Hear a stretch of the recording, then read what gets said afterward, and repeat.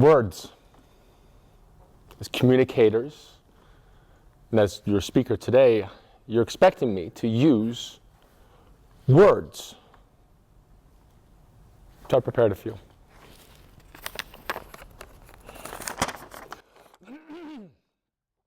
Love, immigrate, closet, patient, Scheveningen, underground, kumquat.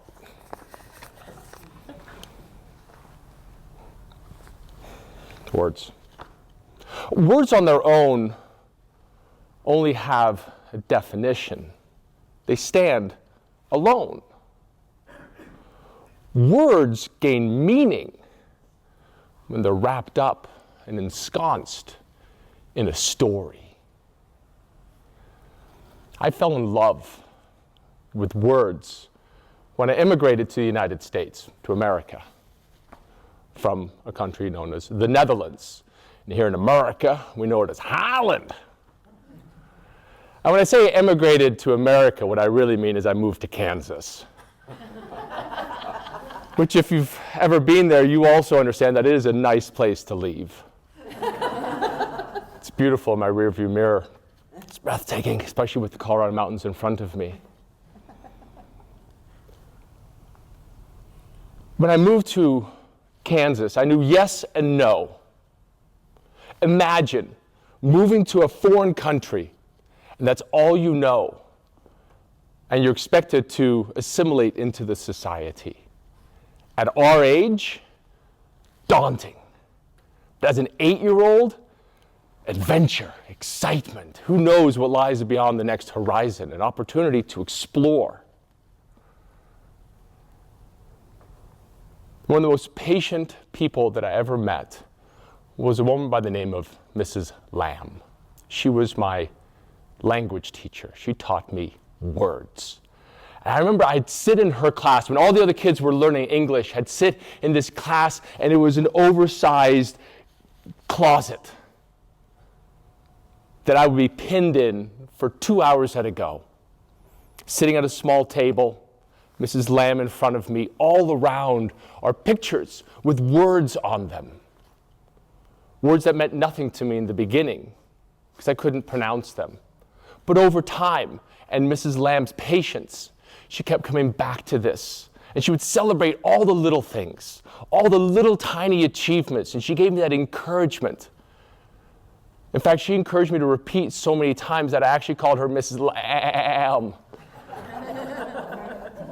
Celebrating when I understood foot and feet, and goose and geese, and moose and moose. It's not meese, although it should be. But I love words. Do you all have a favorite word? A word that you just love to say that is not amazing? Not the word amazing, but do you all have a word you like to say? Okay, on a count of 3, we're all going to say the word out loud. So just to get it out, because it feels good. You ready? 1, 2, 3. Thank you. Nice, I heard thank you because you're sitting to my good ear. My favorite word is the word Scheveningen.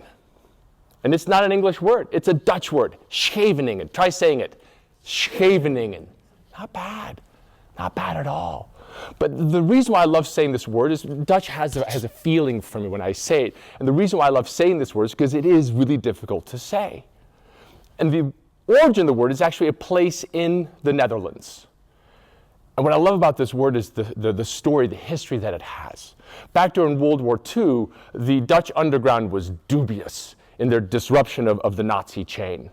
But the Nazis would try to infiltrate, and Germanic, or German, Dutch is a Germanic-based language.